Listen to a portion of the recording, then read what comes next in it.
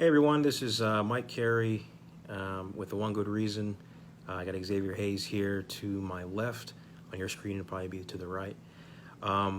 We're just going to do a quick Tiger talk in regards to family, kind of the definition. And then also we wanted to talk about, blood being thicker than water, right? We've all heard that before. We've heard that saying. So we kind of wanted to kind of do a little debate maybe of, is that true? How do we determine who we're going to consider to be family? So X is going to be, how should I say? He's going to be more of on the side of family is constructed, and I might be more on the side of it's not constructed at first, right? So we're going to get into this. Hey, Amanda. So yeah, the talk is blood and water, just blood thicker than water. So do you want to kick it off, or do you want me to start it off? No, you kick it off. I started off last time. All right. So, the whole idea of family, right? I don't know if you guys can see that. It's backwards. It's going to be all inverse. But the sign says basically family gathers here, right? And my whole position is just basically this. With your friends and even your enemies, you have a lot of say-so, right? If you're a decently willed person or a strong-willed person anyway. You have a lot of say-so on how to build your roster, make your X-Man team, your super friends, right? Your Avengers, and you're constantly going through, hills and valleys and challenges and things like this, and you're kind of figuring out who the weakest links are, and then maybe you guys come to a vote, or maybe it's an unspoken thing and somebody gets voted off, right? Or somebody gets jettisoned from the group, right? Their jokes aren't funny anymore, they're taking things too far, they're getting a little too wild, so we're not going to fuck with that dude anymore, or that chick. Cool.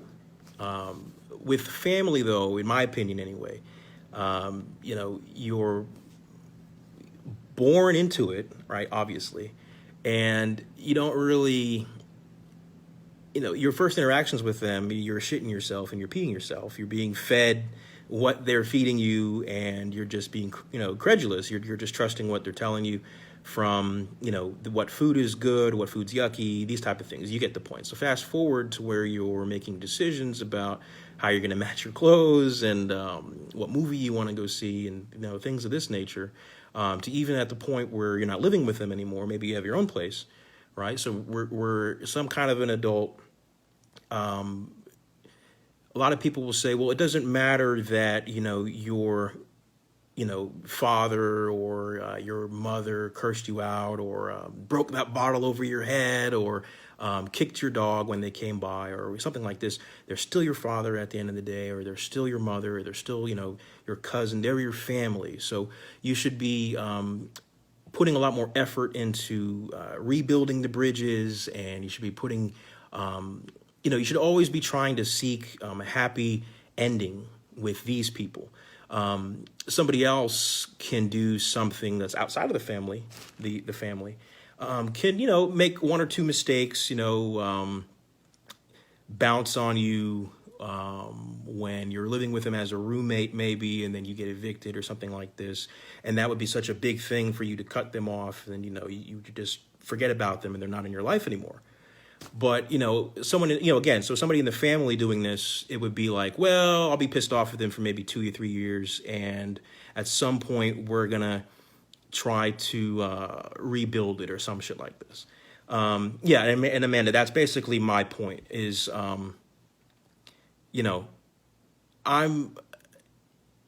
look at it like this.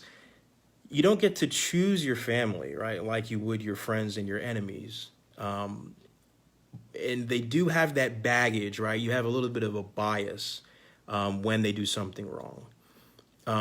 I was originally thinking that the family situation that you start with is kind of fucked to begin with, because if you could choose your family, when we use the word family, who you're born into, would you have really chosen anything different? You wouldn't know any better. So it's kind of a catch-22. For me, I look at it like the word family to me is anybody that is working on doing positive things in my life, or working on helping me become more positive, or things of this nature, or being supportive, or just being real. If I said I'm going to quit my job and go join the circus, telling me that, I'm not that funny, and unless I'm trying to be like a clown without any makeup, I'm not going to be successful, right? That to me is family. Would you be in a position where you're taking sides if maybe I don't know, what should I use? Your father, let's say like your father got into an argument with one of your best friends, and you're kind of in the middle, and they're looking at you to pick sides, and your friend could be correct in that your dad shouldn't have spit on his car when they were arguing, or whatever the fuck it is. And you're gonna be that nostalgia, or that bias is gonna bring you to a point to want to agree with your father. And I think that's just so fucked. It's pretty shitty, but you are brainwashed. Like my daughter is going to be brainwashed in a sense to want to take my side, and all of my fuck ups and all of my wrongdoings, as long as I apologize and I'm around, assuming I didn't kill her, or I don't know, do something so bad that I'm not allowed to see her anymore. Other than that, I mean, give it 10, 20 years, she's going to seek me out, or there's going to be some type of way that I can reconcile this, where the average person that you meet in school, or you just through mutual friends or whatever, that person only gets maybe 1 or 2 strikes versus the infinite can't fuck up status that your family gets.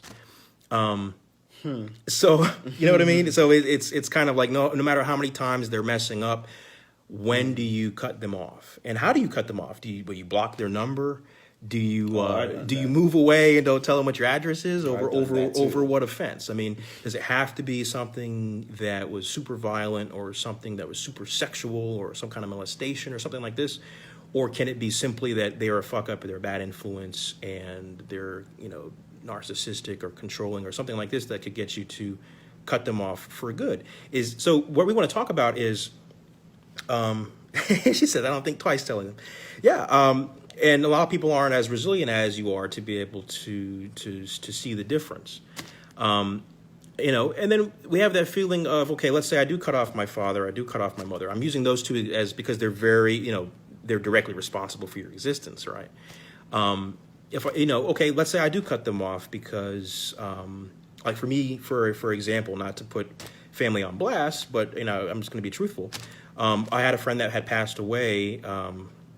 Actually, a friend's brother, his little brother, had passed away, and I was supposed to do the eulogy. Actually, do a big speech during the funeral, which I thought was a little weird to begin with, because they didn't ask anyone in the actual family to do it. They wanted me to do it because I spent the most time with him skateboarding or whatever.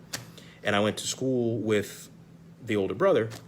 So I wrote this speech or whatever. Long story short, an argument happened on the way out the door with my younger brother, myself, and my father. And that became physical. And then, we were a lot younger. I think I was in middle school or in high school. I can't remember, like freshman year maybe. And we actually had to flee the house, and, the police were called, and then we had to kind of like run away and he was like looking for us. We were waiting for the police to come, and it was just this crazy thing. And I never actually made it to the eulogy. I never actually gave the speech. So I can only imagine, I never really got to say my piece about this. This is like years ago. And I can only imagine them being put on the spot with like nothing really to say. And it probably made the funeral that much more, difficult to get through. So I think about that, and I'm like, man, if a friend had did that, or kept me from going to someone's funeral and speaking on, good memories and things like this that maybe only I had the intimate knowledge to know, or tell some kind of a joke or something like that, and that was just not even possible that was removed altogether, I probably cut that person off. I'd be like, well, I'll never forget this for the rest of my life. That was like, crazy that my friend passed away. I didn't get to speak there because of violence or whatever it was, but because it was my close family, it's like, okay, how many years go by before you try to tell yourself you should let it go? So that's kind of where the situation that I'm in is, I'm trying to build my own family, right, of whoever is going through these trials and tribulations, right, the interview process of, okay, yeah, you're cool, you're smart, you're resourceful, you have good habits. Would you like to join my team? Would you be so kind to join my team? Whereas the family kind of get this as a given, and it's just a matter of time before they get to claim some spot that's being held for them forever. So I've in the last, what is it? It's August. In the last this whole summer actually, I've cut off. It's kind of weird saying it, but I've cut off a lot of extended family, just because of treatment, and it's weird because the point I was going to make earlier is, okay, let's say you do cut these people off. I don't want to say defense mechanism, but my fallback is these are the people that I get advice from, or these are the people that I'm always looking up to. I don't think of my typical friends as people that I look up to so much as they're going through the shit with me and we're feeding off of each other. It's not like this authority balance between my friends and myself. So cutting them off kind of feels like I'm cutting my arm off, or I'm right-handed, I'm losing my right arm. And it's difficult to try to figure that out because I don't know how many of my friends actually cut their family off for good reasons, and they can, coach me through that, or this is what I do instead. I can't call my dad at 3 a.m. and explain something and have him walk me through it or whatever it is. And it's not like they're dead or in jail. They're 20 minutes away. So I'm trying to learn how to go through that. And on that note, I want to pass it over to Xavier so he can kind of say his piece.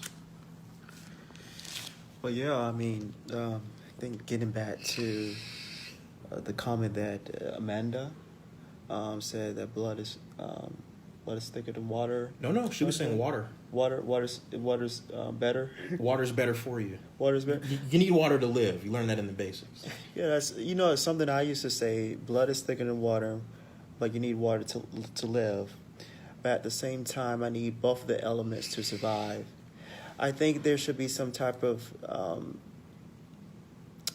compromise with both, even though it's hard to, especially in my situation. Thinking about the different communities that go through abandonment when it comes to family, such as the gay community or the transgender community. That's the whole LGBT. But not only that, also with just being the black sheep of the family, or hell, you could be the atheist of a whole Christian family, going through that notion. And these people in these communities, get isolated and they get disowned.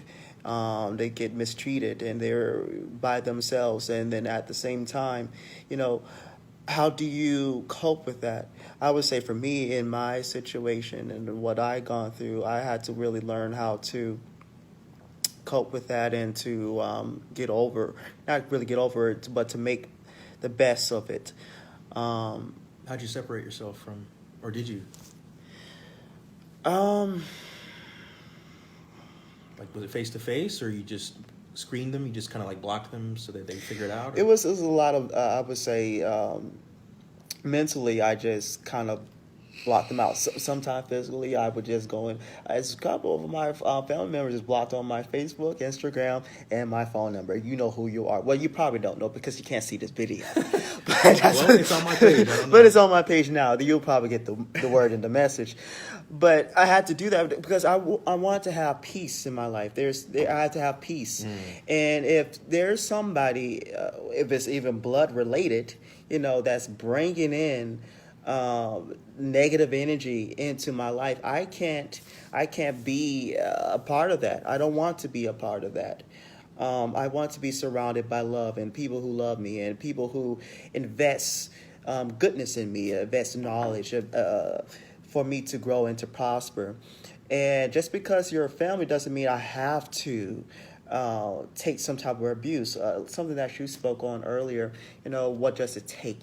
For a family member to Finally get the boot. So quick to boot friends. Does it have to be that person who molests you, or does it have to be that person who abuses you, mommy dearest? It does have to be something extreme. There's a lot of different type of abuse that can happen to you, and you can experience.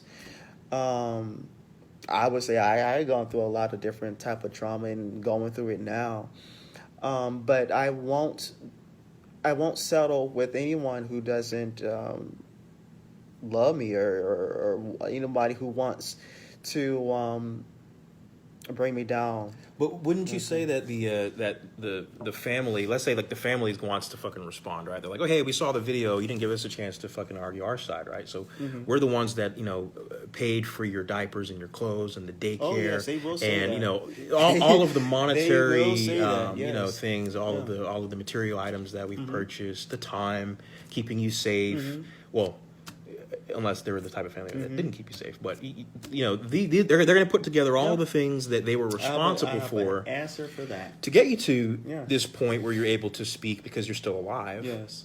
And it's like, okay, so you've done something that, yes, the friend that I've known for 12 years didn't let me live there for free and didn't feed me and didn't wipe my ass and, when I took a shit and, didn't drive me to the doctor and these type of things as I was a kid. Right. So there is a difference. Don't get me wrong. I'm not fucking stupid. There is a difference.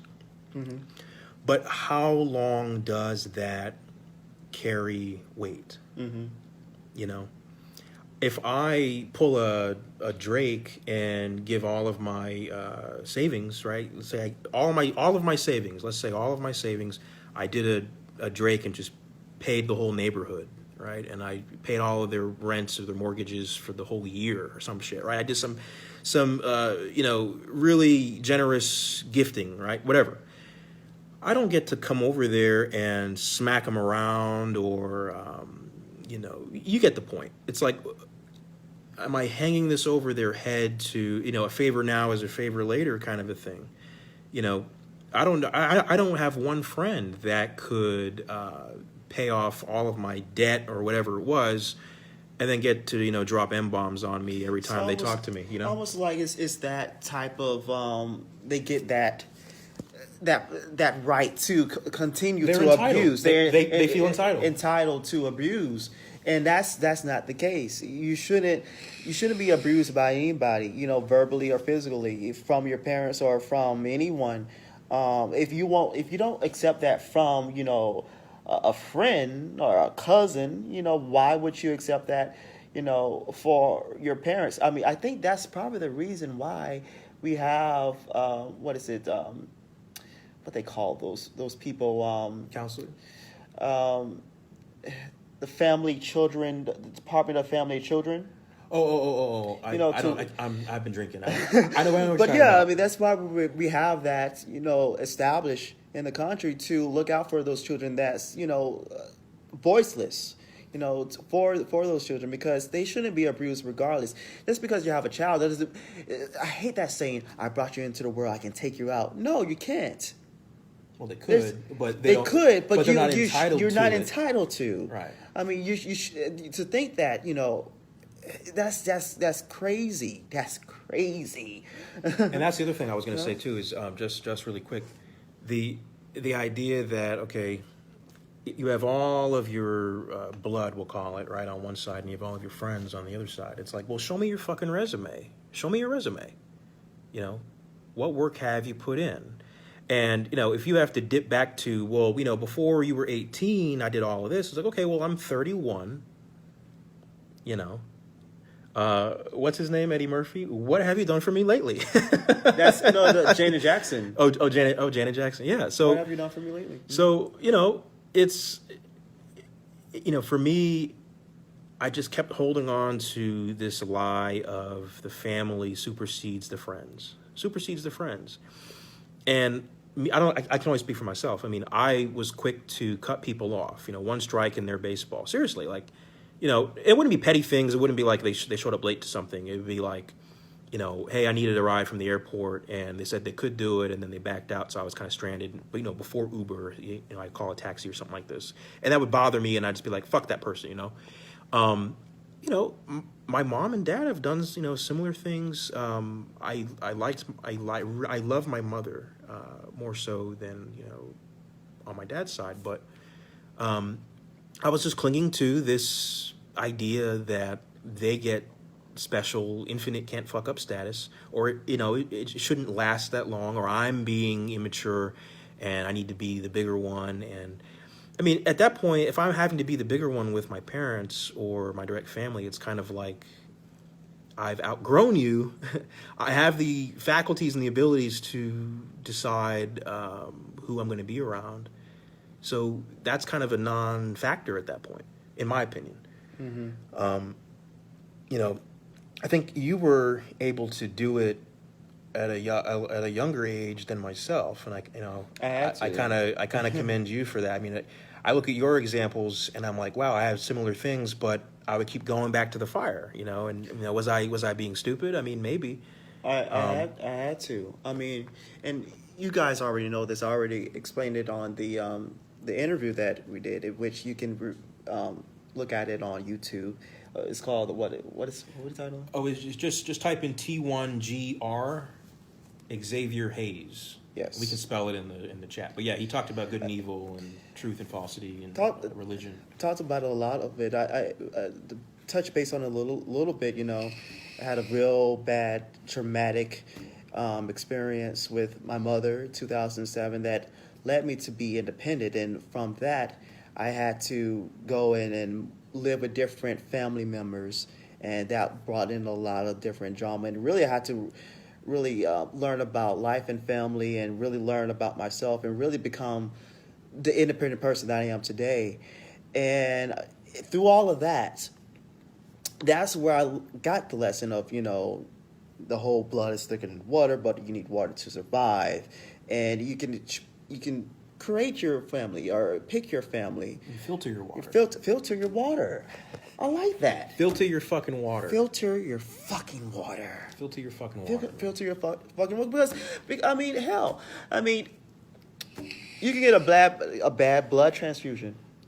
Hell, my blood, my blood, I may be AB positive or something. Yeah. But who knows? Some people in my family may be AB negative or B negative or something like that. That's a good observation. Just because your blood doesn't mean you share this. You know, you share the same blood type. Exactly. Right. Your friends could have the same blood type, and your family can't. We're getting deep over here. The more you know. Hey, let me read some of these comments, guys. I really appreciate you guys watching. The one good reason was used to be every Friday. I think season 2, just because my daughter's getting older and I got a lot of responsibilities and things, and as does Xavier, we're kind of moving it to maybe the first and last Friday of the month. I want to read some of these really quick. Amanda said she's been on her own since 16 with 4 kids, ex-husband by 18. I made my happiest. I'm not family, just because we're exactly, and that's what something I'm realizing. So it took you half the time, you know, and it took me up to this last summer, a little bit of last year, but that was only like one person. And you know, I'd still go to the family reunions, and I would get there and be like, I remember why I don't like you. It'd be you know? like that. And I always thought it was just something with me, like, you know, maybe I just need to get over this hump, and, you know, everybody's different, and I'm not going to like everything that everybody says, and I just kind of kept doing that. But it's like, but I'm not constantly arguing with my friends, because there's no sense of entitlement going into the conversation. Why be around people that you don't like, you know? Why be around those type of people? Well, that brings you down. With your job, you get paid. That's what the money's for. Oh, well, yeah. You know, but with the family, I think we're just clinging on to the nostalgia, clinging on to the past, clinging on to the early beginnings, and we have nothing else to compare that to with your friends. So that's kind of how they get to skate by, and I feel more empowered. I mean, as cheesy as that sounds, I really do feel like I'm finally smart enough to build. I can build now, and I don't have to reach back. You know, any good that came out of that, you know, of course, I'm going to contribute that to them. You know, anything that they taught me, I'm going to contribute that to them, but I'm going to cherry pick, and I'm going to only take the good bits that were demonstrably good going forward. But yeah, I'm going to cut it short here unless you had anything else that you wanted to add. That's it, folks. We're going to get to playing this Bob Ross board game for the first time. So we're going to see how that goes. I thought Bob Ross might be in the box or that there'd be some paintbrushes. But anyway, I guess we'll see how it goes. Mike Carey, Xavier Hayes signing off with One Good Reason. Catch us the first Friday of next month. So that's actually pretty cool. The last Friday of the month today, you'll get another one the first Friday of next month. Alrighty. Thank you all. Appreciate the love and have a good weekend. Enjoy your Labor Day. Take care.